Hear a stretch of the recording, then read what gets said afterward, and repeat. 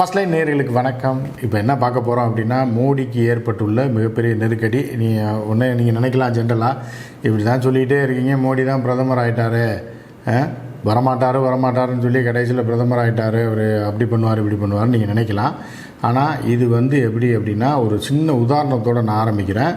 ஒரு மிகப்பெரிய ஒரு தடாலடியான மனிதர் பயங்கரமாக இருக்கார். ஹாஸ்பிட்டலில் கொண்டு போய் அட்மிட் பண்ணுறாங்க. விரலில் அவருக்கு சுகரில் புண்ணு வந்துடுது. அவர் போய் அட்மிட் பண்ணுறாங்க. ஐசியூவில் இருக்கார். எல்லாம் பார்க்க போகிறாங்க. அண்ணன் எப்படி இருக்கார்? நல்லா இருக்கார், நல்லா பேசுகிறார், நல்லா இருக்கார், நல்லா சிரிக்கிறார், நல்லா இருக்கார் அப்படின்னா. ஆனால் அங்கே போய் பார்த்தா ஒரு காலை எடுத்துகிட்டு படுக்க வச்சுருக்காங்கன்ற அப்படின்ற மாதிரி ஆள் இருக்கார், எல்லாமே இருக்கார். அதே ஆள் தான், அதே மீசை, பெரிய கிடா மீசை வச்சுருக்காரு, எல்லாம் உட்காந்துருக்காரு, நல்லா பேசுகிறார், சத்தமாக பேசுகிறாரு. இருந்தாலும் அவருடைய ஒரு கால் அகற்றப்பட்டு விட்டது அப்படின்றவருடைய நிலை எப்படி இருக்குமோ அதுதான் இன்றைக்கி மோடியோட நிலைமை. இப்போ என்னென்னா, ஆர்எஸ்எஸ் எதேதோ பண்ணாலும் ஆர்எஸ்எஸ்ஸை ஒழித்து கட்டி ஆர்எஸ்எஸில் இருப்பவர்களை ஏதோ ஒரு விலை கொடுத்து வாங்கி தனக்கு அடிமையாக்கி தலைவர் ஜேபி நட்டாவை தன்னை முன்மொழியை செய்து பாஜகவில் யாரையும் கூப்பிடல, கோர் டீமை கூப்பிடல. அவர்கள் யாரை பாரதிய ஜனதா கட்சிக்கு ஒரு தலைவர் தேர்ந்தெடுக்கணும் அப்படின்னா அந்த கட்சியில் முன்னணியினர்னு இருப்பாங்கள்ல, அவர்கள் தானே தேர்ந்தெடுக்கணும்னு ஒரு சட்டத்திட்டம் இருக்கும். ஆனால் அவர்களே அழைக்காமல் ஜேபி நட்டாவை மட்டும் கூப்பிட்டு வச்சிட்டாரு அப்படின்றதெல்லாம் அவங்களுக்கு தெரியும், எல்லாம் வந்துருச்சு. இப்போ ஆர்எஸ்எஸ் அடுத்த கட்டமாக என்ன பண்ணுது அப்படின்னா, ஆட்சியை பிடிச்சிட்டிங்கல்ல, இப்போ கட்சியை எப்படி ஆட்டையை போடுறோன்னு பாருங்கள், கட்சியில் எப்படி குழப்பத்தை ஏற்படுத்துகிறோம் நாடு முழுவதும் அப்படின்ற மாதிரியான பணியில் அவர்கள் இறங்கி விட்டார்கள். அதற்கு அடுத்தபடியாக என்ன பண்ணியிருக்காங்கன்னா, இப்போ சந்திரபாபு நாயுடுவுக்கு வாழ்த்து சொல்லிவிட்டு அவரை ப்ரெஷர் கொடுக்குற மாதிரியான ஒரு சூழல் உண்டாயிருப்பதாக தெரிகிறது. அதனால தான் இந்த பேச்சுவார்த்தை யாருக்கு எந்த அமைச்சரவையில் எந்த இடம் கொடுக்கணும் அப்படின்ட்டு ஒரு நீண்ட பேச்சுவார்த்தை நடந்துகிட்டு இருக்கு. சந்திரபாபு நாயுடு மிக தெளிவானவர். நான் ஒரு புத்தகம் எழுதியிருக்கேன், 22 வருஷத்துக்கு முன்னாடி த கிராண்ட் மாஸ்டர் ஆஃப் பாலிடிக்ஸ் அப்படின்னு சொல்லி. சந்திரபாபு நாயுடு சிஎம்மாக இருக்கும்போது ஹைதராபாத்தில் அந்த புக்கு ரிலீஸ் பண்ணப்பட்டுச்சு. சரியா, நாளைக்கு நான் வேறு ஒரு நிகழ்ச்சியில் அந்த புக்கோட இதை காட்டுறேன். அதே சந்திரபாபு நாயுடு தான் முதலமைச்சராக இருக்கும்போது ரிலீஸ் பண்ணார். அப்போயே நம்ம கிராண்ட் மாஸ்டர்னு சொல்லியிருப்போம். ஏன்னா அப்போ வாஜ்பாய் ஆட்சியில் சந்திரபாபு நாயுடு வெளியிலிருந்து ஆதரவு தெரிவித்து சபாநாயகர் போஸ்ட்டை மட்டும் வாங்கி வச்சுக்கிட்டாரு. கடைசி வரைக்கும் சந்திரபாபு நாயுடு அசைக்கவே முடியல, ஒன்றும் பண்ண முடியல. இவர் கட்டுப்பாட்டில் தான் இவர் வேண்டியதெல்லாம் சாதித்து கொண்டார். அதே மாதிரி தான் இந்த முறை என்னென்னா, சந்திரபாபு நாயுடு அடம் பிடித்து ஒரு விஷயத்தை சொல்கிறார். அது ஆர்எஸ்எஸ் அமைதி காத்து பார்த்து கொண்டிருக்கிறது, இதைத்தான் இவர்கள் செய்ய வேண்டும் என்று அவர்கள் எதிர்பார்த்து கொண்டிருக்கிறார்கள். சபாநாயகர் போஸ்ட் இருந்தது அப்படின்னா நீங்கள் எந்த கட்சியுமே ஆட்டையை போட முடியாது. ஆட்டையை போட்டு வந்தாலும் எப்படியா இருந்தாலும் சபாநாயகர்கிட்ட தான் வரணும். அவர் அதை ஏற்க மாட்டார். இப்போ பிற்காலத்தில் இப்போ நீங்கள் நினைப்பீங்க, மோடியெல்லாம் விலை கொடுத்து வாங்கி கட்சியை உடைச்சி எத்தனையோ கட்சியை உடைச்சிருக்காங்க, டிடிபி உடைக்கிறது பெரிய விஷயமா, இல்லை ஜேடிவி உடைக்கிறது பெரிய கஷ்டமானு நீங்கள் நினைக்கலாம். ஆனால் அதுக்கு செக் வைக்கிறதுக்காக தான் சந்திரபாபு நாயுடு முதல்ல கேட்கக்கூடியது, எனக்கு சபாநாயகரை நீங்கள் கொடுத்தே ஆகணும் அப்படின்றத தாண்டி என்ன பண்ணுறாருன்னா, உள்துறை எனக்கு வேணும், அதே மாதிரி ஃபினான்ஸும் எனக்கு வேணுன்றார். இப்படி மூணில் நீங்கள் உள்துறையை நீங்கள் எடுத்துக்கிட்டீங்கன்னா ஃபினான்ஸ் எனக்கு கொடுங்க, ஃபினான்ஸ் எடுத்துக்கிட்டிங்கன்னா உள்துறையை கொடுங்க, இராணுவத்துறையை கொடுங்க. இப்படி 3 முக்கிய துறை அமைச்சர்களை கேட்குறாங்களே. இதில் ஒன்றை கொடுத்தாலும் மோடி டோட்டலாக காலி. ஏன்னு கேட்டிங்கன்னா, அமித்ஷா இல்லைன்னா மோடி இல்லை.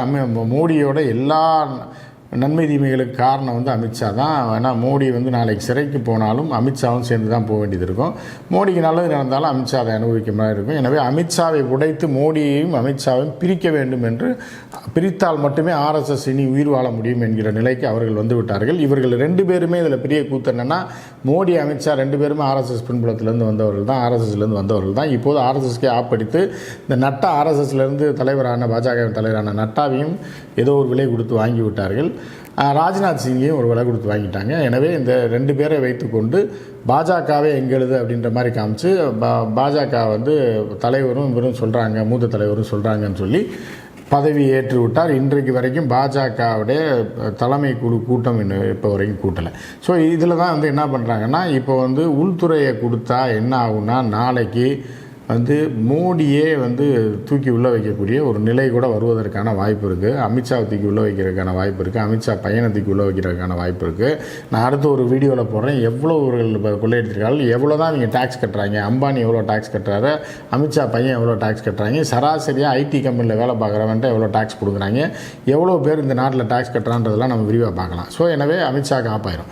சரி, இதை கொடுக்கலாமே, நிமி மாமியை தூக்குவது கன்ஃபார்ம். நிமி மாமியை அடுத்த முறை இப்போ வரக்கூடிய இதில் நிச்சயமாக ஒரு நிதியமைச்சர் இல்லை அப்படின்றது கிட்டத்தட்ட 90% உறுதியாயிடுச்சு. சந்திரபாபு நாயுடு உள்துறையை கொடுங்க, சபாநாயகர் எனக்கு கட்டாயம் வேணும், அதில் எந்த மாற்று கருத்தும் கிடையாது. ஆனால் இதில் வந்து உள்துறையை கொடுங்க, ஃபினான்ஸை கொடுங்க, இதில் ஏதாவது ஒன்று கொடுங்கன்னு ஒரு இறுக்கி பிடிச்சி நிற்கிறாரு. மூணாவதாக இராணுவ துறையை கேட்குறாரு. ஏன்னா வெளியுறவுத்துறையை கேட்கல, ஏன்னா ஜெய்சங்கர் சிறப்பாக பணியாற்றிட்டு இருக்காருன்னு அவர் நினைக்கிறாங்க. ஸோ வந்து இப்போ என்ன, ஏன்னா அதனால் எந்த பிரயோஜனமும் மோடியை கவுத்த முடியாது அப்படின்றதுனால இது கேட்கல. ஸோ இப்போ வந்து என்னென்னா, இப்போ இதை கொடுத்துட்டாங்கன்னு வைங்க, எதை ஃபினான்ஸை கொடுத்துட்டாங்கன்னா ஃபினான்ஸ் கண்ட்ரோலில் தான் வந்து என்ன ஆகுது அப்படின்னு பார்த்தீங்கன்னா, சிபிஐ வருது, இடி வருது, சிஏஜி வருது, ரைட்டுங்களா? அப்போ வந்து என்ன ஆகுதுன்னா, இதே இடியை வைத்து மோடியவே மிரட்ட முடியும். ஃபினான்ஸ் கையில் வந்துருச்சு அப்படின்னா கட்சியில் யாரையும் வந்து அவர்கள் மோடி பார்த்து டிடிபியில் இருக்கவனை மிரட்ட முடியாது, மித்தவர்களை மிரட்ட முடியாது, அதே மாதிரி யாரையும் மிரட்ட முடியாது.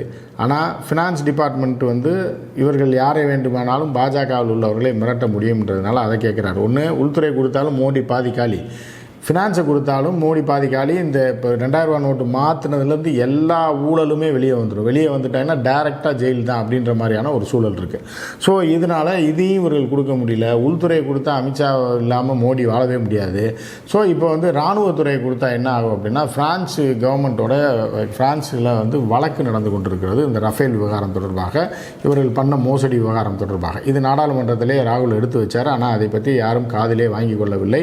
சரி, சபாநாயகராக வந்துட்டாங்க, ஒருத்தர் வந்து டிடிபி போட்டுருச்சு அப்படின்னா சபாநாயகர் பேசுவதற்கு அனுமதி கொடுப்பார் எல்லாருக்குமே.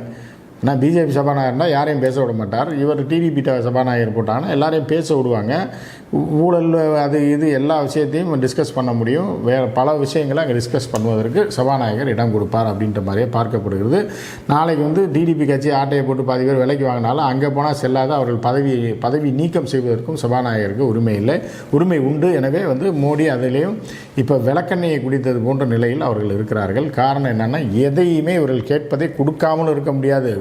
இந்த மூணில் எதை கொடுத்தாலும் நமக்கு பிற்காலத்தில் ஆப்பு ரெடி அப்படின்றதுல தான் இப்போ போயிட்டுருக்கு. ஒன்றும் மோடி சந்தோஷமாக வெளியே சிரிச்சிட்டு இருக்காரே தவிர உள்ளே வந்து, அதாவது நெஞ்சில் ஈட்டி பாஞ்ச மாதிரி, விவேக் ஒரு இதில் வெளியே சிரிக்கிறேன்டா உள்ளே பாஞ்சிருச்சு என்ன அப்படின்ற மாதிரி ஈட்டியை நெஞ்சில் குத்திருப்பாங்க 2 ஈட்டி. அந்த நிலைமையில தான் நம்ம இப்போ இருக்கார்.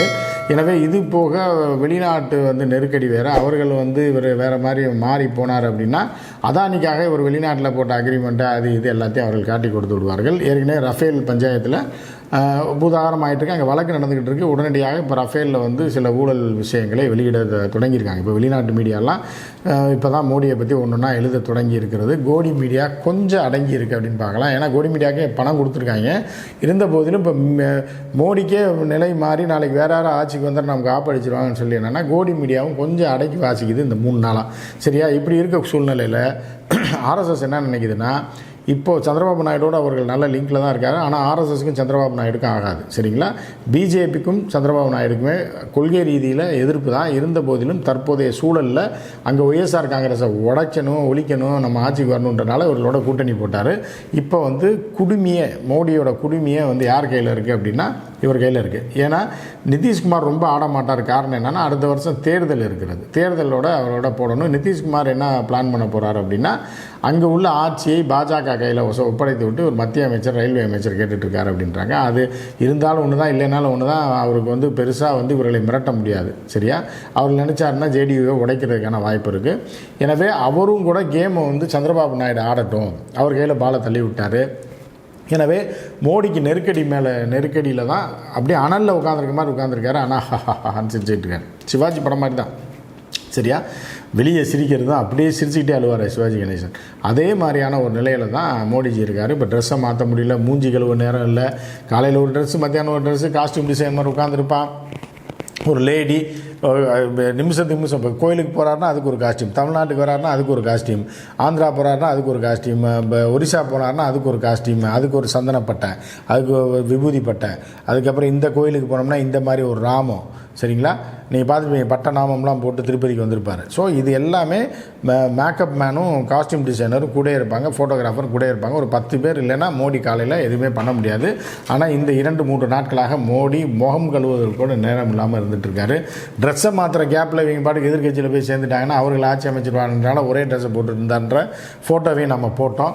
ஸோ இந்த நிலையில் தான் மோடி வந்து என்னென்னா 2 பக்கமும் கசக்கி விட்டாங்க அப்படின்ற மாதிரியான ஒரு நிலையில் தான் மோடி இருக்கார். வடிவேல் சொல்லுவாப்பிலையே, அதச்சி விட்டாங்க அப்படின்னு. அந்த மாதிரியான ஒரு சூழ்நிலையில் ஃபேனை போட்டு குப்புற படுக்க வச்சுருக்காங்க அப்படின்ற மாதிரியான நிலையில் இருக்கார். அதனால் நம்ம வந்து பெருசாக வந்து இது பண்ண வேணாம். பழைய மோடி முடிஞ்சு போச்சு. இந்த புதிய மோடி வந்து ஒரு டம்மி மூடி அப்படின்ற மாதிரி தான் அவர் இருக்கார். இது போக தமிழ்நாட்டு பஞ்சாயத்து பல மாநில பஞ்சாயத்துகள் வரும், RSS அங்கங்கே தூண்டி விடும். அந்த பிரச்சனையை சமாளிக்கிறவர்களே ஒரு பெரிய தலைவலி ஆயிரும். ஏன்னா ராஜதந்திரின்னாங்கள்ல யாரை வந்து உள்துறை அமைச்சர் அமித்ஷாவை, இனிமேல் தான் அவர் ராஜதந்திரம் என்னன்றதை நம்ம பார்க்க போகிறோம். எல்லா இடத்துலையும் பிரச்சனை துவங்கிருச்சு. தமிழ்நாட்டில் பெரிய பிரச்சனை துவங்கிருச்சு, அடிதடி ஆரம்பமாயிருச்சு. எனவே இவர்களை எங்கே தூக்குறதுன்னு தெரில. இவரையும் கைவிட முடியாது,